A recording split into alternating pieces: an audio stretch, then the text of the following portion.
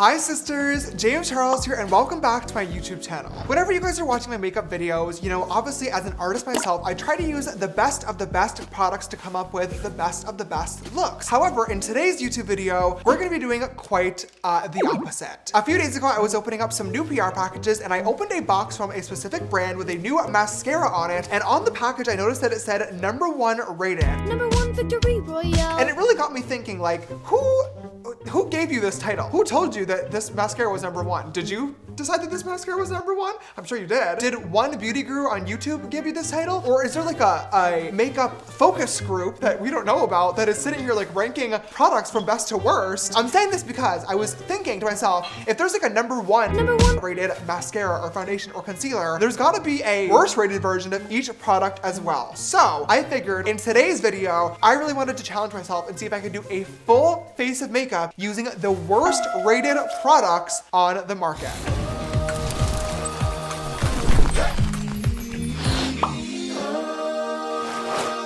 Just two super quick things before we jump into today's video as well. Just wanted to clarify a little bit. These products that I have here in front of me are not necessarily what I would consider the worst rated products. These are what the internet says are the worst rated products based on different blogs, different articles, different magazines and everything. So once again, not sure who's making these decisions, but in this case, it was not me. Second of all, I know that you guys love a makeup challenge. You guys love seeing me fail. You love seeing me struggle. So if you guys are excited for this video, go ahead and give it a big thumbs up right now to show your love and support. It helps me out quite a lot. And without further ado, let's just jump into this full face of the worst rated makeup products. For foundations today, I actually have two different options that a lot of different websites said were the worst. One is the Neutrogena Healthy Skin Illuminating Tinted Moisturizer. This one I'm not really surprised by just because Neutrogena is obviously known for like skincare and removing makeup. And then this one is the Maybelline Dream Matte Mousse. Now, this has been around for quite a long time, I think. If I'm thinking about my makeup history correctly, I think like my mom had this in her kit when she was like younger. Like I feel like this has been around for a very long time now, and I know that a lot of people used to really love this. So I'm actually shocked to see that it's now in the worst rated list. I think out of these two products today, I'm gonna go ahead and try out the Maybelline Dream Matte Mousse Foundation just because I want a little bit more of full coverage. Let's jump in. I used that in high school. Yeah, and you're 25? Yeah. So this has been around for a minute. I'm not, oh my God. Oh my God, no. Wait, I'm so excited to watch you try this. Let's go ahead and open it up and see. Ew! Yeah. Oh, okay, I guess it really is moussey. Okay, yeah, I definitely want to use a sponge. That was a mistake. Hold on, let me wet a beauty blender quickly. The texture of this is, okay, wow. Oh, why is it doing that? It's like clay. It's like a, ew! Oh my God! What is this made out of? Obviously some people are gonna like certain products more than others just based on, what your preferences are in terms of skin tones, lightweight, heavy coverage and stuff. But like, even when it comes to products that I don't necessarily like love, I can usually make them work with the right tools, the right amount of blending, or just like fixing things up. Like, this is actually really bad. It doesn't look that bad on camera, I will say, now that I've been able to blend it in, but that was definitely the grossest, most unpleasant foundation experience I've ever had. Oh. Maybe we should keep the trash can handy. Okay, so the next step in our routine is going to be our concealer. Now this is from the brand Physicians Formula, which I'm actually shocked to see on this list. Physicians Formula has some really great drugstore products, especially their bronzers are amazing. This is one of the worst rated things ever. Really? 3.2 out of 10. I love those applicators. Yeah. You do? I know you hate them, but I love them. I think that they're very unsanitary. That's fine. Okay, got it. Let's really see what this looks like. So I guess I'm just like using this to like blend it out, which is kind of gross if you really think about it. Now let's go ahead and blend this concealer out. I mean, I will say it's blending pretty nicely. Ooh, it really does smell like sunscreen. I don't think that this one's that bad. Out of 10, I'm gonna rate this like a 4. 5? What was the rating? 3.2, I mean, you're pretty close.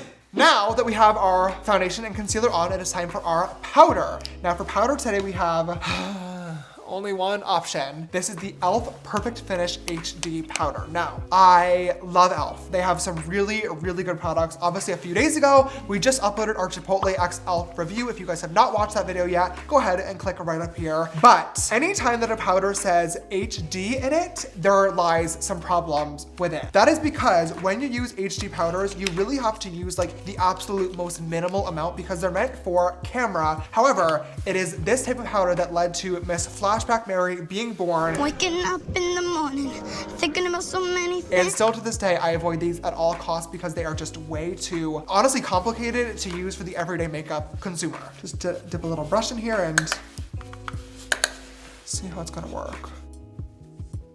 Like, I just can't use a product where I have to like literally dip once with the brush in and like stipple so lightly, like, oh, my skin looks repulsive. I'm gonna try to insert a picture of my skin just so you guys can actually see how bad it looks. Obviously, I love my camera and lighting setup because it makes me look beautiful for my YouTube videos, but in situations like this, it's once again making me look good when in reality, my skin looks quite the opposite, so.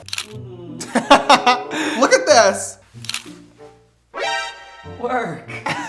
Porous. Porous is definitely a good word to use there. All right, you guys, so for the next step, we need to add some bronzer, and this one from Maybelline, which I'm surprised. Maybelline honestly has some really, really bomb products, so I'm shocked that this one would end up here, but we're gonna test it out and really see why.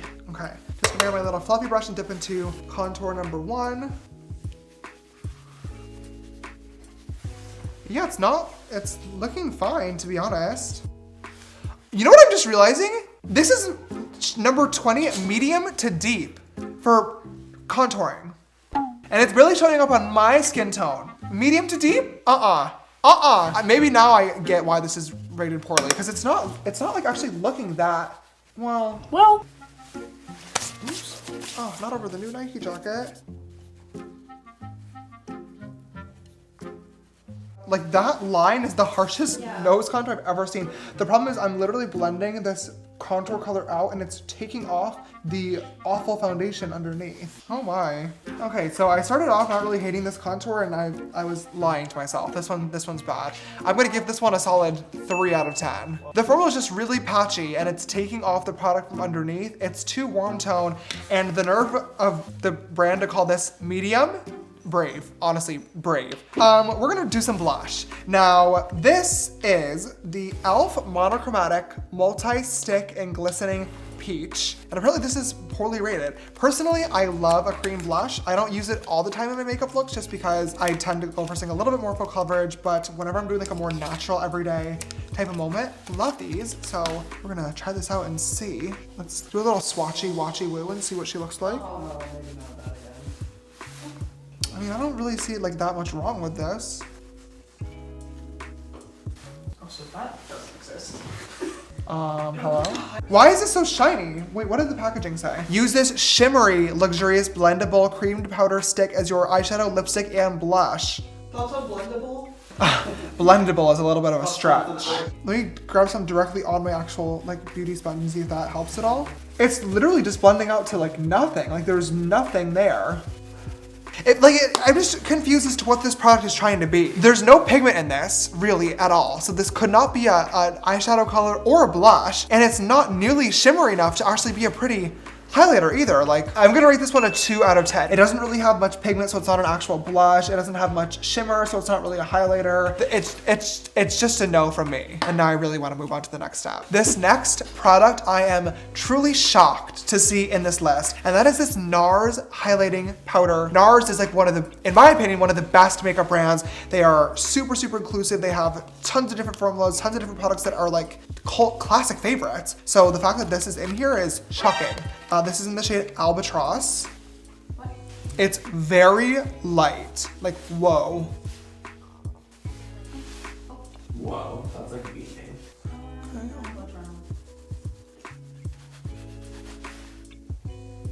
I mean, this looks fine to me. Because of the fact that my skin tone is obviously a lot lighter, this product is looking fine. However, anybody with a skin tone even remotely darker than mine would have probably a really gray undertone underneath this, which would not look flattering. I'm gonna go ahead and give this NARS highlighter a 7 out of 10. It's not my personal favorite. I definitely wouldn't reach for it all the time. I've definitely tried quite a few highlighters that are way, way worse than this. So yeah, I guess that's why we're here to test these out today though for this video. So let's move on to the next step. It is obviously now time to move on to eyebrows, which is always a little bit of a sore subject for me. Your brows are like way too thick, and I don't like that they don't have an arch. We're gonna be using the Wet n Wild Browsessive Brow Pencil. It's literally just like an old vintage looking brow pencil.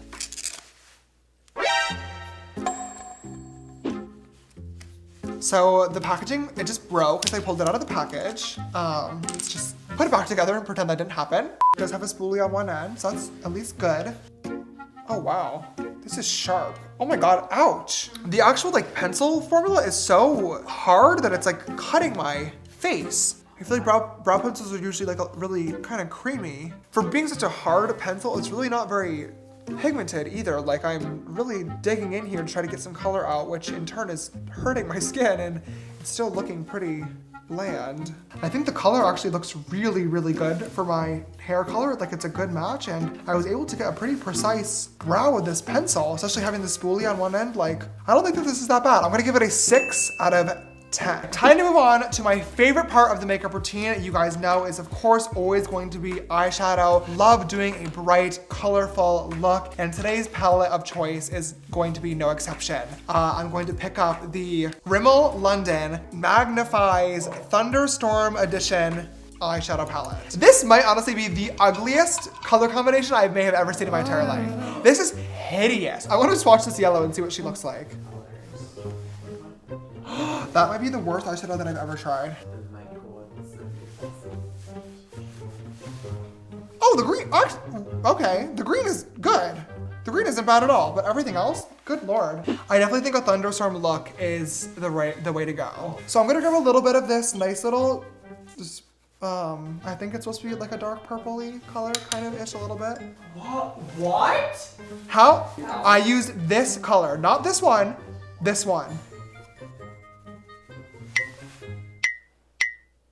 Hello? I wanted like a deep purple. I'm next gonna grab a little bit of this Tsunami color.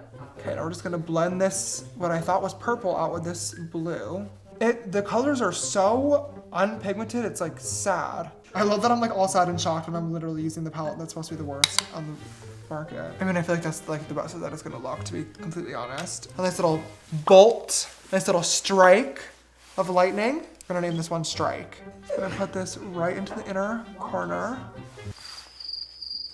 Should I do green in the lash or on the bottom? I mean, I feel like it's only fair.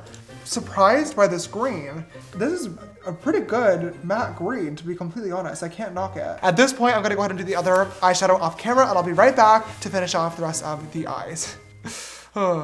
So this eyeshadow look is done, and it's probably the ugliest eyeshadow that I've ever had on. I understand why Miss Rimmel London is the worst rated eyeshadows, because this is not a palette that I would ever even look at again. It is time to move on to our eyelashes. Our next step is going to be these magnetic eyelashes. I hate these. I think these are so stupid. They are such a scam. Oh my God. This brand is a magnetic lash eyeliner. So I think that you put this eyeliner onto your like lash line and like draw it on like a normal wing, and then the lashes are supposed to like magnetize to the eyeliner. Something about that seems not safe. Let's try to do a little wing here. So my little wingies on there. Okay, now we're gonna go ahead and just